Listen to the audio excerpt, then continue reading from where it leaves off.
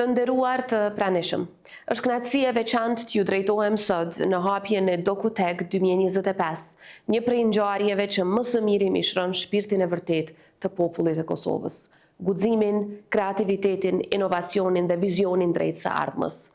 Fatkeqësisht për shkak të angazhimeve ndërkombëtare nuk arrita të jem fizikisht me ju sot, por uroj përzemërsisht ashtu si edhe në edicionet e kaluara që edhe ky të jetë me plot suksese dhe diskutime frytëdhënëse për mënyrat se si mund ta bëjmë Kosovën edhe më inovative me teknologji të avancuar dhe më konkurruese në rajon e më gjerë.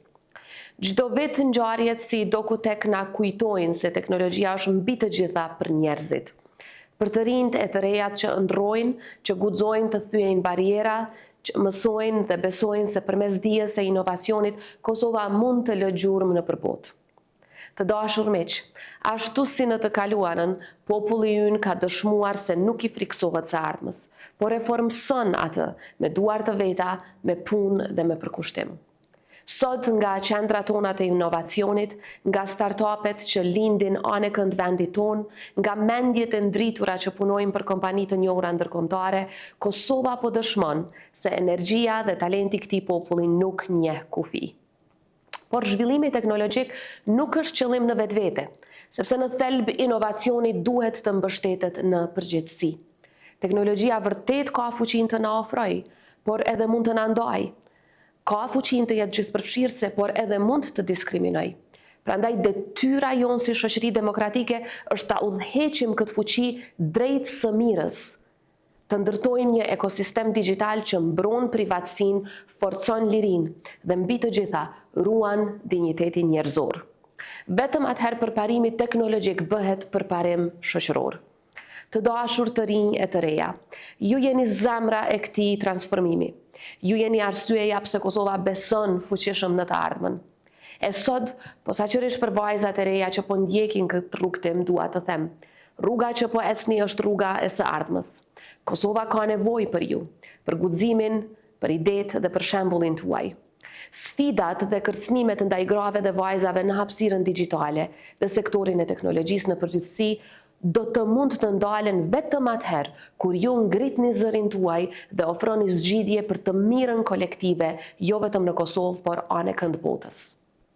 Të nderuar pjesëmarrës, Presidenca ka punuar dhe do të vazhdojë të punojë ngushtë me sektorin privat për të forcuar lidhjet me gjigantët global të teknologjisë.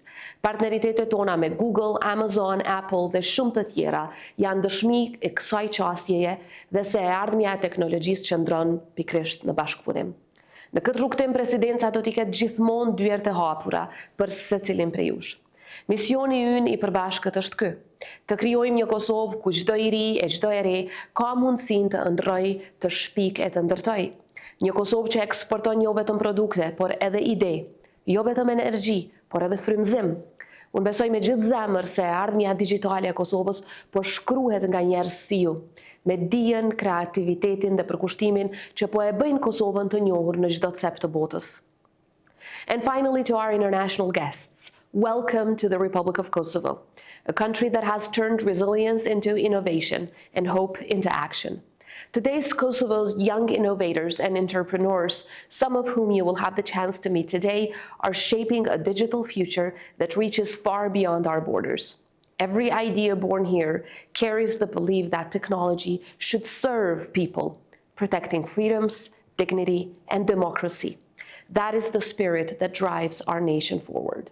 We are proud to work alongside our partners and allies to continue bridges of cooperation and opportunity. Our vision is simple: a Kosovo that contributes to a freer, fairer, and more innovative world. And with your friendship and partnership, we will make that vision real. Thank you and good luck. Faleminderit shumë.